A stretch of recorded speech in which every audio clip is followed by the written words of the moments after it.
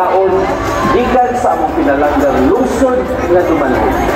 Ang Bisayang manok na hinungdanon kaayo para sa mga taga-Dumanhog. Ang maong inasang manok mo'y nakapaagni sa mga taga-Dumanhog paghimo og sayaw o festival na among gitawag og Bisno Festival. Usa sa gikinahanglaman nga kalihukan sa among pagsaulog sa pesta mao ang Bisno Festival. Ang maong sayaw daw sinunod sa mga lihok o pagluto sa maong Bisayang manok. Ladies and gentlemen, contingent number 39 from the home of the governors, the municipality of Dumanhog, Bisno Festival.